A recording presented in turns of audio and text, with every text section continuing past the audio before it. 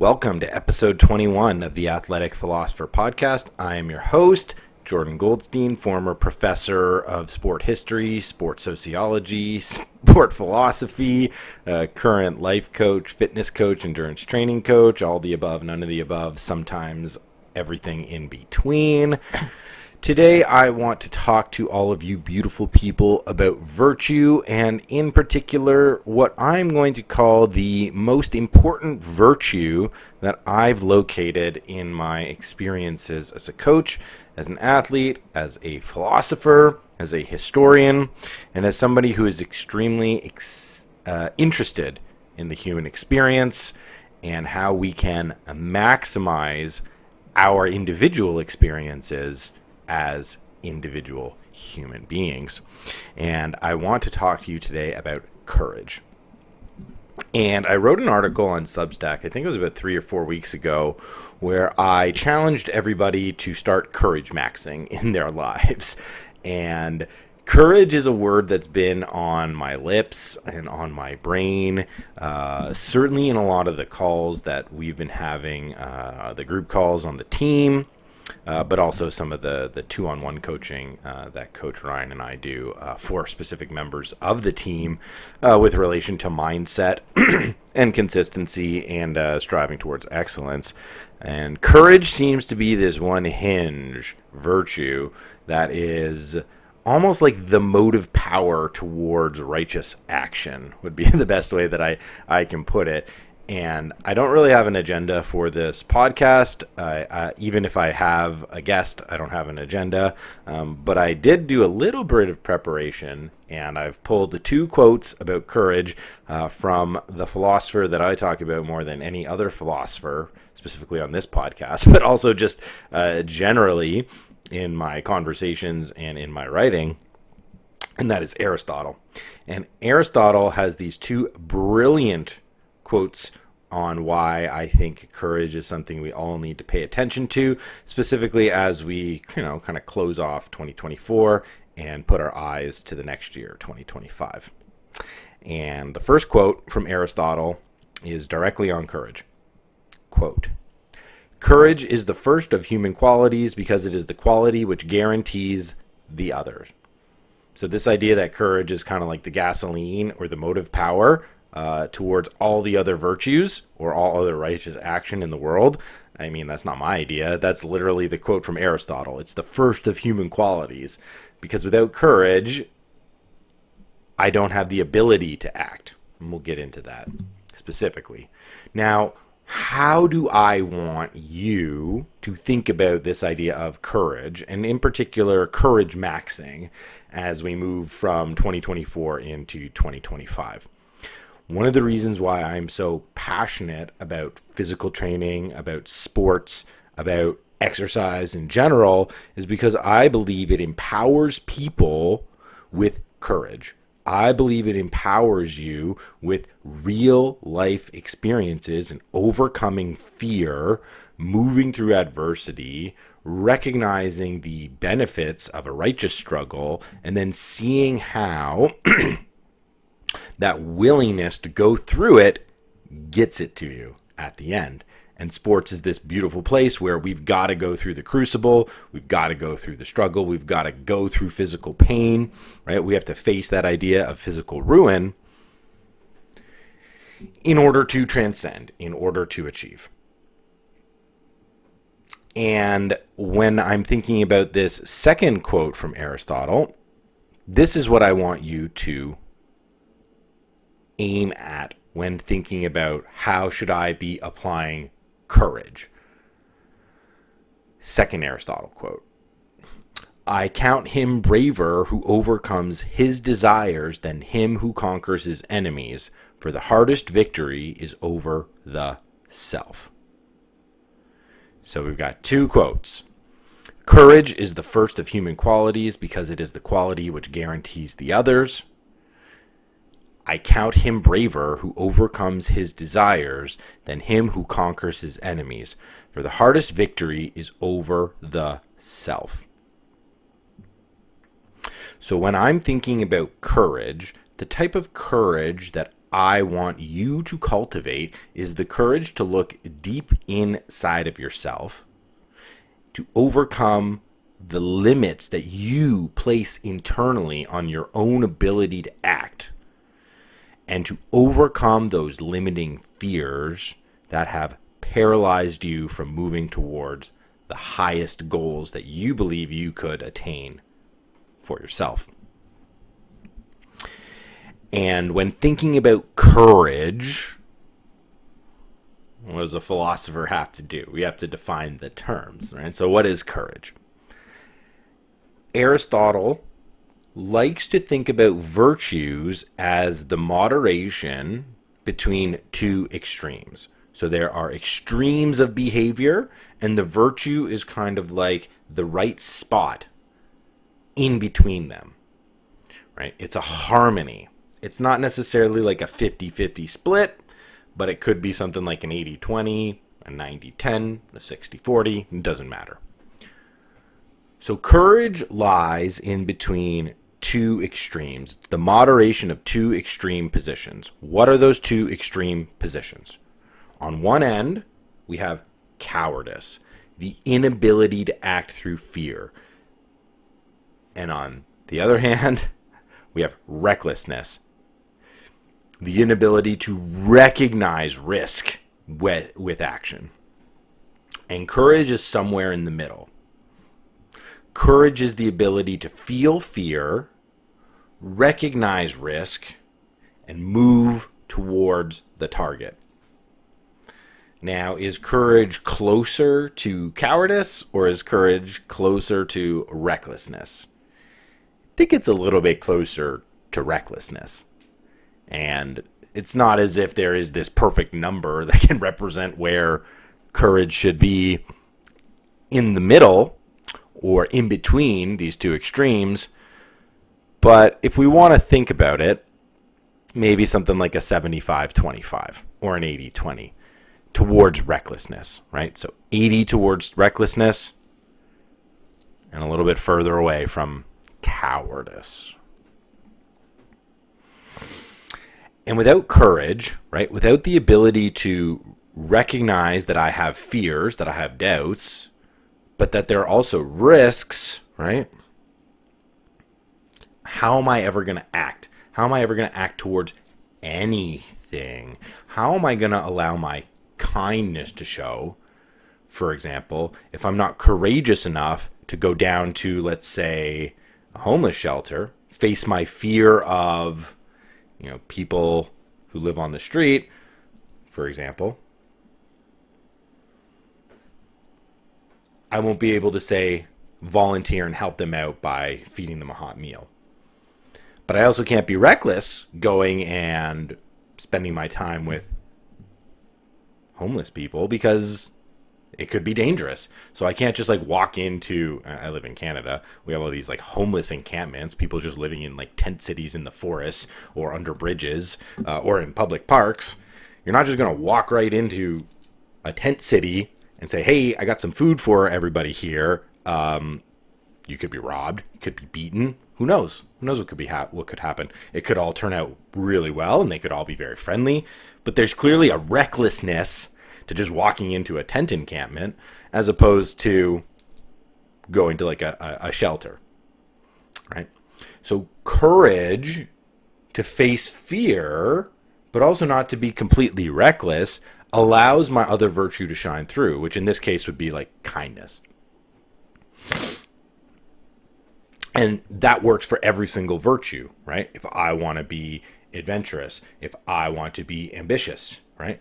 If I have determination, if I have any of these other virtuous qualities inside of me, I have to first overcome fear, but also recognize the risk that comes with the action so that I can move towards it responsibly, respectfully, and effectively. So if there's some place in your life where you are not taking action, it is likely because you do not have enough courage to overcome the fear that is effectively making you a coward when it comes to that decision. And on the other hand, if you're just reckless, right? If you're just always throwing yourselves into these situations that overwhelm you, that sort of take you under, well, shoot, it's not necessarily that you need to become a coward. It's that you need to moderate your understanding of risk when it comes to your action, right? So courage is this really great magnet for people who have an issue with action, either too much of the wrong action or not enough of the right action. All right. I should have got another Aristotle quote in here because there's a third courage quote, which would be really great to have right now as we transition this into a discussion of sports and physical activity and training. And we'll just do this in real time because why not? I am recording on a computer, I have the internet. So let's go. Here we go. Beautiful. Found it right here. Okay. Third Aristotle quote on courage. All right, here we go. Men become builders by building, and lyre players by playing the lyre. Lyre is just like a kind of stringed instrument. Think like a mandolin. So too we become just by doing just acts, temperate by doing temperate acts, brave by doing brave acts. And we can think of bravery and courage as, they're not synonyms, but they're cousins. They're very close. And we could even just put courage by doing courageous acts. Because what Aristotle is telling us is that as long as we engage in activities which force us to bring out a quality, a virtue, that is going to train us to locate that virtue inside of us, in other areas of our lives. This is the idea of character development in sport transferring over into other areas of my life. So if I am, let's say, a rep, soccer player or a hockey player growing up, and I play a high level of sport in high school, something like dedication, right? I become dedicated by doing a dedicated act, right? Of playing on a high level sports team, doing my work, right? Maybe foregoing social situations like going out with friends, going to parties, things like that, right? I become disciplined by doing disciplined acts, and I take that discipline into other areas of my life. So if I'm disciplined, like on the pitch, I'm disciplined in the training room, I'm disciplined with my studies, I'm disciplined in my relationships, disciplined in maybe my diet, for example. So there's this idea that doing any virtuous act trains us in that virtue. Now, sport clearly has a courageous element to it. I mean, it's an obvious fact of why we are drawn to sport. It gives us a chance to overcome challenge in a visceral way that we can feel it, that is real, that is tangible, that I can touch, that I can feel burning inside of my lungs, that I can squeeze the achy muscles. And when thinking about the courage it takes to play sports or to train or to be physically active, like, how do we want to utilize that information that we're generating about ourselves to incorporate and integrate into our overall characters, to become courageous in other areas of our lives, to become courageous to, we'll say, open up as an individual?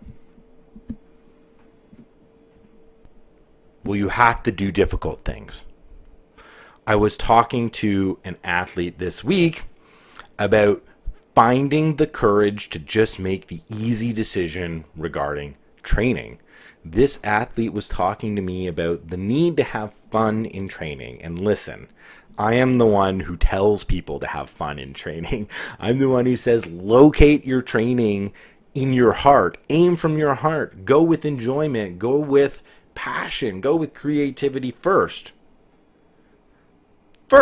That's the aim. But does that mean every single workout is going to be fun? Every single workout is going to be amazing? Every single workout I'm going to be enthusiastic? No. I'm going to have to face fear. I'm going to have to face excuses. And one of the things that was getting in the way for this particular athlete was the winter weather. right? One of the things he enjoys about running is the ability to just put on his shoes, get out the door. You cannot do that in the winter. There's gear, right? You are limited in terms of the weather that's outside. It's not as if you're just going out and it's enjoyable. You're going out and all of a sudden you're getting faced with cold wind and ice and snow, right? And frostbite and all these additional challenges that move you back towards what I might call like a cowardly position, which is I'm going to go retreat to the inside of the gym and start to do the exercises that I know I enjoy, because I don't enjoy running outside in the winter. But then, right, that is a betrayal of the larger aim that this particular athlete has with his training, which is to become courageous, to overcome limiting thought patterns that hold him back in other areas of life. So by not running outside, you are reinforcing the cowardly position inside of you that it's okay to retreat when things get difficult, which is the opposite of courage. And so, this athlete and I, we had a great conversation, and, by the end, it was just clear that you just got to get up and get outside. And that's not that hard of a decision. Like, the courage to go and run outside is not the same courage to say, like, move halfway across the world, without a solid plan. It's not the same courage, right, to say, go and ask out that girl you've been interested in for months and months and months and face the rejection, right? Like, there are so many more consequential decisions that we have to make in a day. Training is not that big of a deal. Like, is it really that big of a deal if I go and lift weights inside versus go and run outside? Not really. Like, we're still moving the body. We're still, like, getting physical motion. But it just depends on what we want out of the activity. I count him braver who overcomes his desires than him who conquers his enemies, for the hardest victory is over the self. So when you are courageous in overcoming limiting fears inside of yourself, no matter how big or small, what does that other Aristotle quote say? Courageous by doing courageous acts. So if I become courageous in claiming victories over the self, little by little, consistently, day by day, in the arena of physical training, which is an objective and subjective arena where I can live with passion and creativity, but I'm also subject to the results, so I can't lie about them. Well, then that does generate real character, that does generate real courage inside of me. And now this is that kind of real courage that I want everybody to take with them. The courage to overcome the limitations inside of yourself that stop you from living the best possible life that you can as an individual. Another thing on the team that we've been talking a lot about for the last couple months is this need to be creative, right? This need to create things in the world as a positive expression of our spirits. We are made in the image of a creator. Creation is the first divine act. When we're talking, about like religious history, right? Talking about the creation of the world, the creation of the universe. And too many of us, rather than creating in our lives, we are consuming, right? So we work to produce. But then what do we do in our leisure time? We consume, right? We eat, we drink, we watch TV, we listen to podcasts, right? We have experiences, we go on trips. How many people are building things out in a shop or a garage? How many people are writing online or in a journal? How many people are picking up a musical instrument, for example, and writing songs, learning to code, whatever? Creating something as opposed to consuming something. I view physical activity, I think correctly, as a type of physical creative expression. The body is the canvas. The motion is the paintbrush. Okay? The Strava record is the painting that I look at. Right? So if I start to become courageous in the way that I create experiences for myself physically, let's say by going for a run outside in the winter when I would much rather just be inside, maybe on a treadmill or just go and do some lifting. And then in that courageous act of going out, I forge a new path. I run in a place I've never run before. Well, now I'm creating a new experience for me. I'm creating a new potential. So I'm stacking creativity, I'm stacking courage, I'm stacking adventure, I'm overcoming adversity. And what is this doing? It's making me a believer in my own individuality so that I'm no longer afraid to stand apart as an individual. I'm no longer afraid to be identified away from the group. One of the tags I've been just hammering into people the past couple months is this courage to create. It is terrifying to be a creator. It's terrifying to be a creative. I'm an academic. I wrote, but I was also a musician.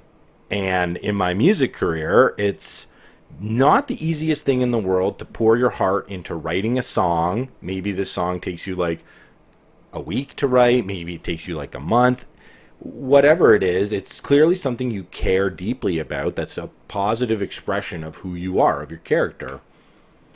And like you play that song, maybe you record it, you play it to somebody, you play it to a friend, you play it to like your girlfriend, play it to your family, and they don't like it.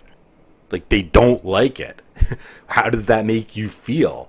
Another example I've been using is, let's say you really want to be like a comedian, and you have all these jokes, but you never share them with anybody, and you finally work up the courage to go to open mic night, right? And maybe you actually go to open mic night for a few weeks, but you don't go up on the stage because you're still a little afraid. And then you finally work up the courage to get up on stage and tell a few jokes, and nobody laughs. Nobody laughs. Like, you want to talk about like a type of death? That's a real type of death. People don't want to live with the shame and the humiliation that comes with that. What's the number one fear that most people have in life? It's public speaking. It's not even like death. People would rather be in the casket at a funeral than deliver the eulogy at a funeral. That's how terrified people are of exposing themselves to criticism of their character through creation. It's terrifying. But that's the only way you can actually express who you are as an individual, is to do the thing that matters just for you because you want to do it, and then share it with the world. Like, it's your obligation to share it. If I think I'm a great musician, but I never let anybody hear what I play, the music might as well not exist. If I'm this amazing poet, but I never let anybody read my poetry, the poetry doesn't exist. It doesn't exist. It must be shared with the world. And you need to become courageous in order to share any kind of an expression with other people.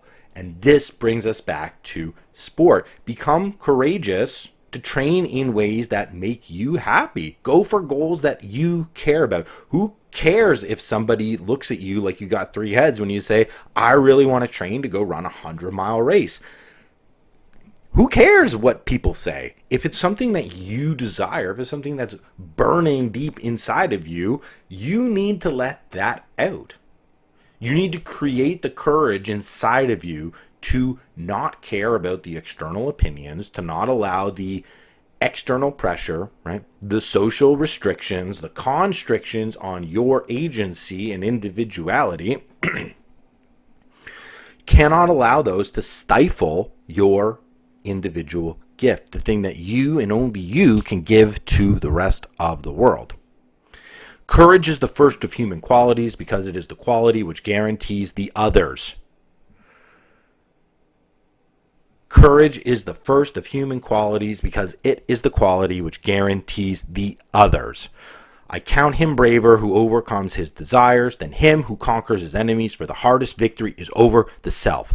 2024 is almost over. 2025 is the year of courage, maxing, and courage maxing in the direction of my individual expression to overcome the fears that are inside of me to truly live the way that I desire. And sports and physical training are the exact activity you need, you require in order to train yourself to become courageous, to overcome yourself, because there are so many ever-present excuses always waiting to stop you from getting your exercise in, to stop you from achieving something great in the world of sport competition.